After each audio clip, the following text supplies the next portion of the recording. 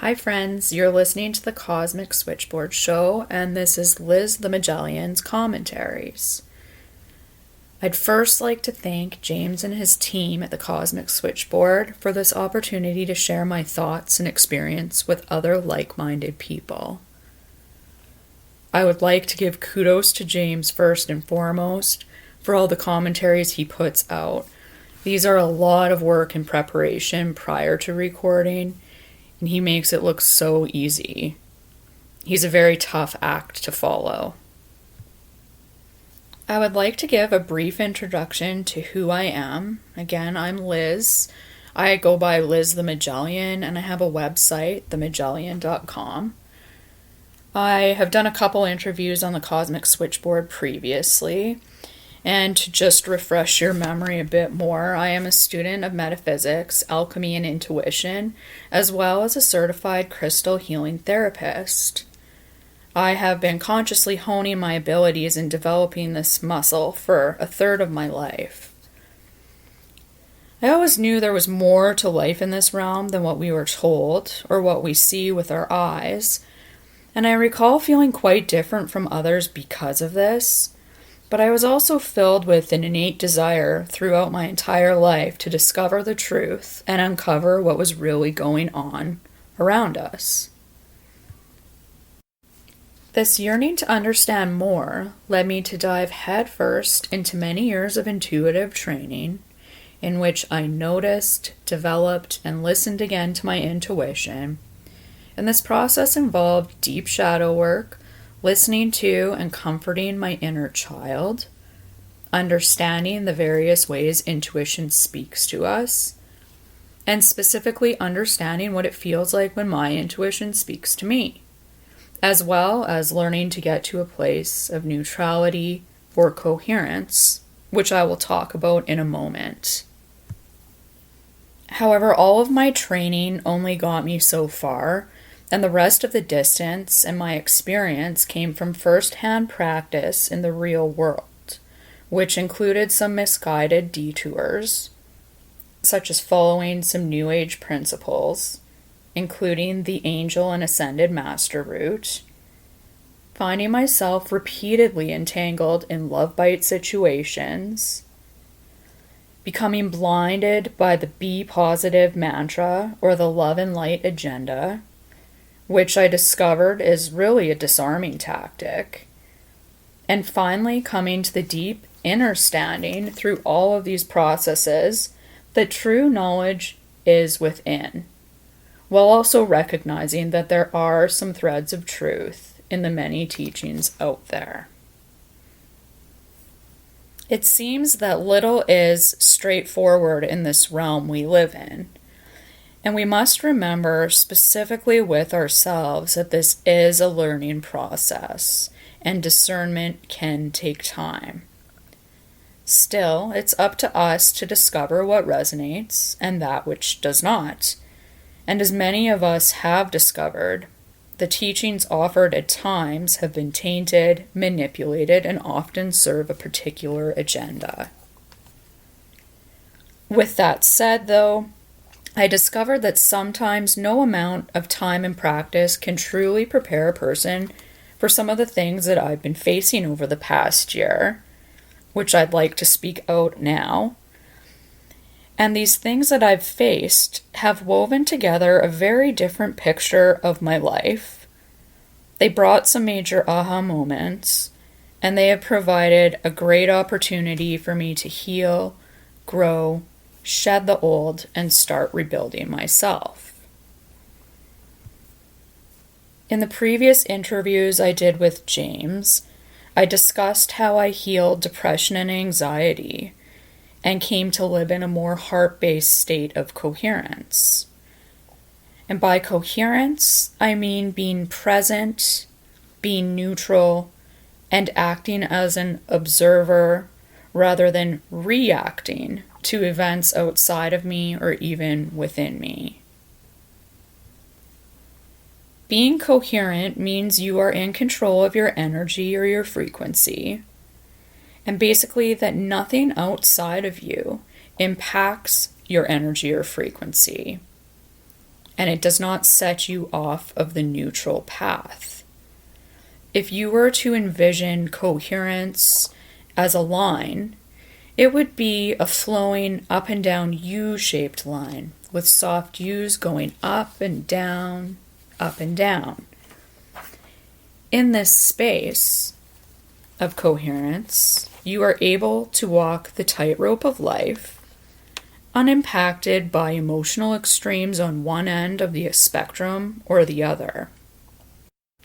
Being in this space does not mean you don't experience these emotional highs and lows, especially as you navigate and reintegrate the shadow. But it does mean you have the wherewithal to notice or monitor when you bump out of neutrality or coherence, and that you don't spend a long period of time in high highs or low lows. You spend more time in the middle. The coherent space is often what you hear athletes talk about as being in the zone. Time is irrelevant in the zone, and you can pick up on information through your senses and intuition that you wouldn't ordinarily notice in the fast-paced world we live in. This coherent space is where we are at our best and most effective. When you are coherent, you are choosing how to play the game instead of letting the game play you. Now for a moment, I'd like to discuss how I slowly slipped out of this coherent place over about a 3-year time period, and the game started playing me again.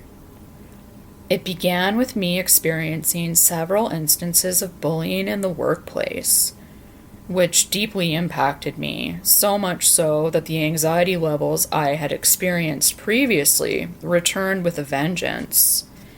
And so much so also that I needed to disclose them to my supervisor because I was concerned about how they were impacting my physical and mental health, and how they were impacting my ability to participate in a specific type of training session that was recurring in the workplace. This was a workplace in which I'd successfully been employed for over a decade, and there were no issues. So it was a very humbling experience for me to reach out and ask for help and support, and it put me in a really vulnerable position to say, look, I have an anxiety disorder. My immediate supervisor handled my honesty very well and was gracious and willing to help. Yet he needed to take my disclosure to the supervisor above him, the head of the company. And this company doesn't have an HR department. The supervisor above him took my honesty and concerns personally and immediately reacted instead of responding, which set upon a chain of events, almost like that when you knock over dominoes and they all go ticking down. And now for a moment to just stop and focus on that word, that the supervisor reacted. If you were to visualize reaction as a line, it would be sharp up and down angular lines like V's, not smooth and cascading like U's when one is responding. So please keep that visual in mind again when we're differentiating between responding, the U-shaped line, versus reacting, the angular V-shaped line. When we are coherent, we are responding. And when we are incoherent, we are reacting. To respond means that you are grounded in the moment. You are cool, calm, collected, and present. And again, this is that coherence in the zone state that athletes often refer to, about how they can slow time and be in that moment, fully experiencing everything around them. In this coherent space, you are unattached to any outcome, and therefore you are not impacted nor manipulated by the desire for one outcome or another. You are neutral in the moment. And in this neutral place, you are able to clearly access your intuition and true guidance. Whereas when you're reacting, you are incoherent, which means you tend to be more explosive because you are reacting from that reptilian part of the brain that responds to threats to maintain survival. And in this space, you tend to be more panicked, you don't have a clear thought, and the brains in your mind, heart, and gut are less precise and aligned together, which results in you becoming more apt to make mistakes because you are not in that intuitive zone. I had a mentor who used to say they call paramedics first responders for a reason. And then she'd elaborate, can you imagine if first responders arrived on the scene of an accident and instead of responding, they reacted? Bottom line, the people at the scene of the accident would not get the care that they need. First responders are called first responders and not first reactors for a reason. And they are a well-oiled machine who work in perfect coherence to do what is right in that moment as needed to save lives. So basically, that type of mentality, that coherence zone state, is how we must approach the situation we find ourselves in societally now. We must learn to respond more and react less, so we are guided by intuition, creativity, growth, and not impeded by the Walking Dead AI unfeeling system that is a potentiality. Fear breeds incoherence and reactions. So now back to the workplace example and the supervisor who reacted to my honesty about experiencing anxiety. Her reaction was to go the legal route, make threats, minimize my condition and my experience, blame me for not saying something sooner, etc. And I was required to get medical notes, which I did, and even with all of that, those actions weren't enough, and this process was blown into a loaded 6-month stress-impacted ordeal in which I didn't know if I'd lose a job that I loved because I was now perceived as a problem. And during this process, nothing was actually done to alleviate or respond to the initial complaint of severe anxiety. Instead, it just continued to be exacerbated due to the reactions happening around me and then in turn within me. Now the thing is when you have someone so incoherent around you, someone who is reacting, it can be very challenging to stay centered, grounded, neutral, and clear-minded.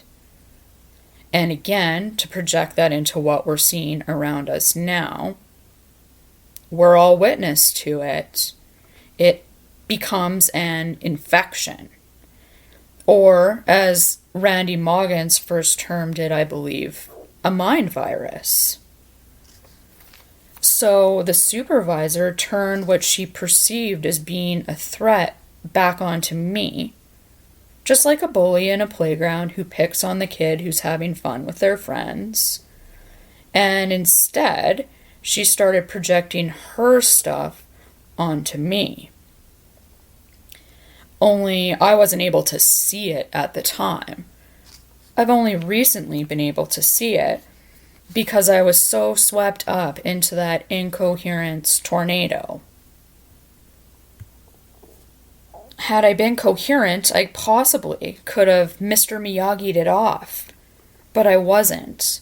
And this workplace issue culminated in a really intense meeting in which disparaging words were used to break me down and mock me, Agreements we'd made were discombobulated and changed, and I was left dizzy, confused, and no longer believing in myself or in the leadership of the workplace anymore. Because of this, I ended up back in counseling, ashamed of my experience and my reaction to it, and questioning about how I could have ever done interviews talking about healing depression and anxiety when I was facing it again. I felt deeply confused. After all I'd done to get myself better mentally, how could I be back at square one? And that's one thing I should mention at this point, because I know many of you do a lot of inner work on yourself. And the thing is these patterns or these programs will come back to see if you'll accept them again or if they can play out if they come from this angle. So the fact that the depression and anxiety returned in some ways was a test to see if I would accept it as part of my reality or not.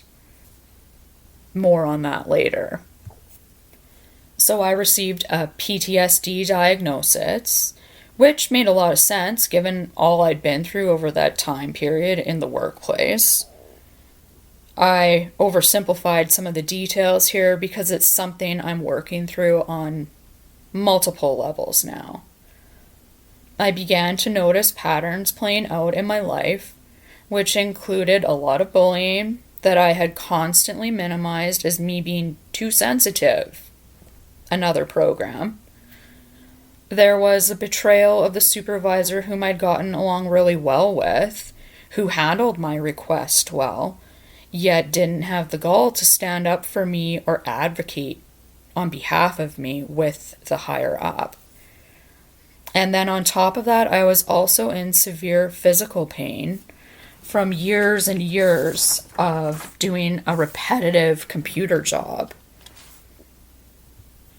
Unfortunately, had this all been handled in a coherent fashion with a response from the high-up supervisor instead of a reaction, we could have found the middle ground sooner.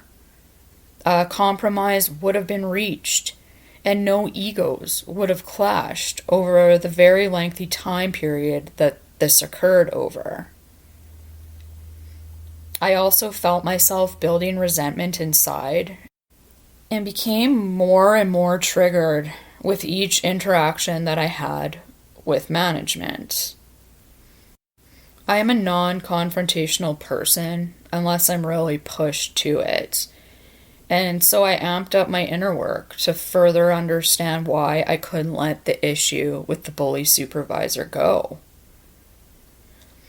I went within and spoke with my inner child in a meditation, and she gave me fabulous information about what was happening and the ties it had to the initial abuse I experienced being sexually abused at the age of 3 by 2 babysitters.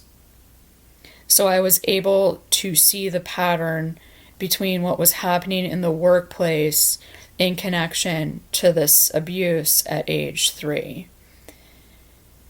And some of the patterns that I noticed that were playing out were a lack of control, 2 against 1, no one standing up for me, not feeling heard, my feelings being minimized as too sensitive. But I could sense that there was something more happening behind the scenes, and I knew all along, deep inside of myself, that just something wasn't as it appeared. And that brings me to where I am today. The metaphorical volcano exploded, and many unpleasant, traumatic incidents began to flood my mind as my memory returned. And many of these were SRA and quite violent in nature. I didn't even know that I was asleep. All of that time, For 37 years, I believed I was awake. And especially over the last decade, since I'd woken up to some of how this realm works, I can't say I understand it all. I don't think any of us can. I was working frequently with energetic tools and honing my abilities, but I literally had no idea. I remember my first mentor telling our class, "You don't know what you don't know, you don't know." Which really provides food for thought, because it is so true. And I really had no clue. So now I'm facing life with complex PTSD, unfortunately bred out of rape, trauma, mental torture, spiritual warfare, and all the other nasties, which I woke up to in November of 2019. Some of those who I thought loved me probably did not, and many have been entity infested. The level of betrayal was so deep.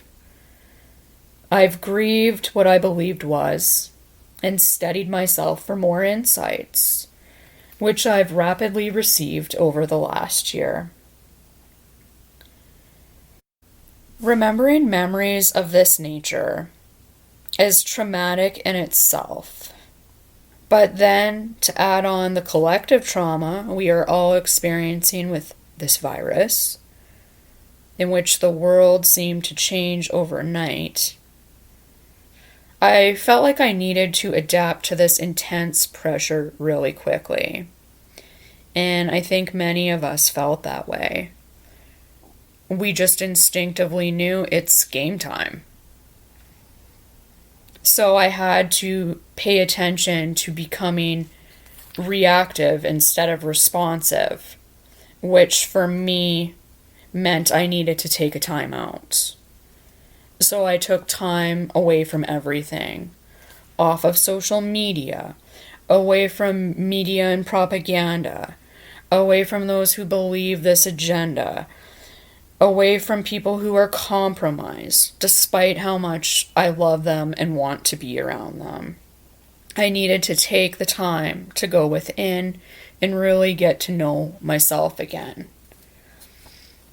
For all of those who witnessed the great toilet paper crisis of 2020, I'm sure we can all agree that when everyone around you is panicking, the best way to handle that is to get coherent. But for those who have experienced trauma, this can prove challenging, regardless of the work we've done to heal, to stand our ground, and not get swept up in the outer nonsense. Especially with all the henny pennies out there screaming that the sky is falling on repeat, completely oblivious to other surrounding dangers. And if you haven't read the Henny Penny Kids story, you can check it out online. It's a quick read and it's worth it. I have been through what I consider a summer school crash course in navigating my own trauma while navigating this new world we are living in, where people wear masks so you can only see their eyes, just like those who abused me did. Where wearing a mask myself has the potentiality of inducing a flashback to hands suffocating my nose and mouth during rape.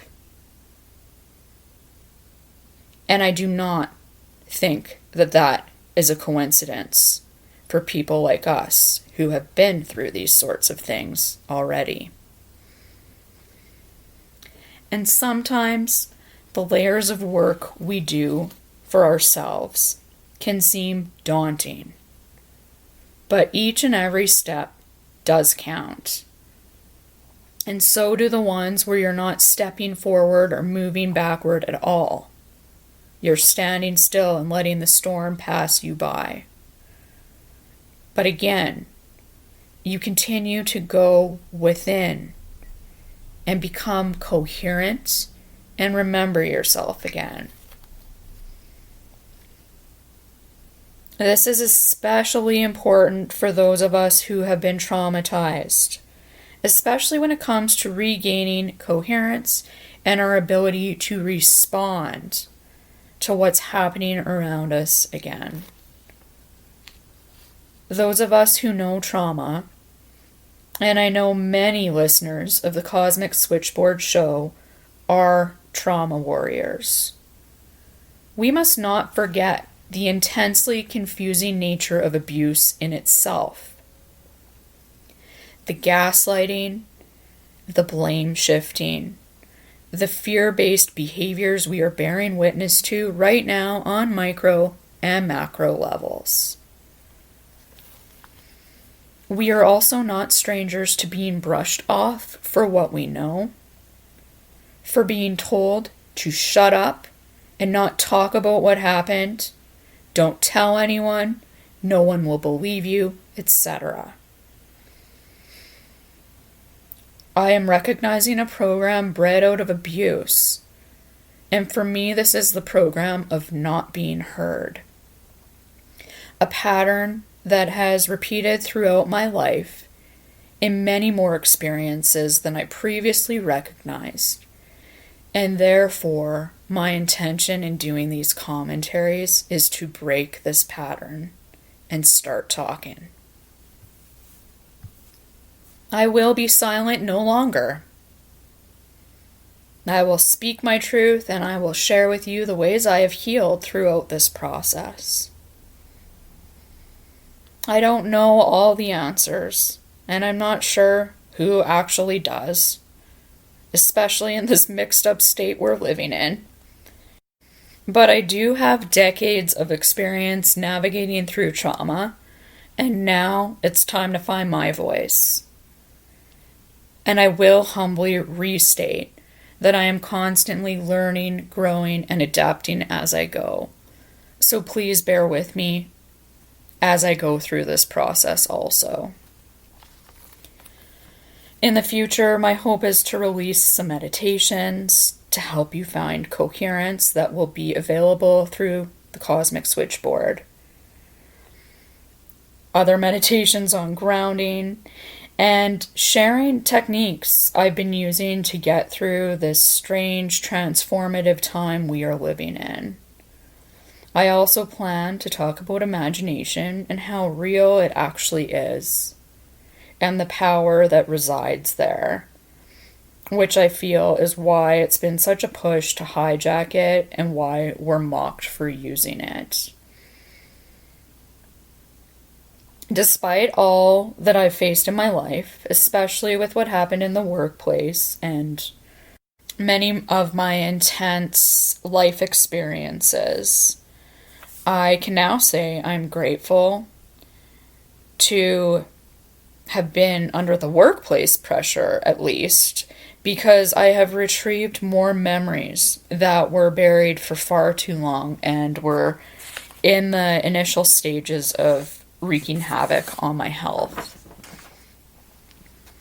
Noticing these energies and how they impact our frequency is the first step in moving forward and creating a new path, which is what I feel we must do now, especially as individuals. I've learned that we all have our own journey and our own paths to follow.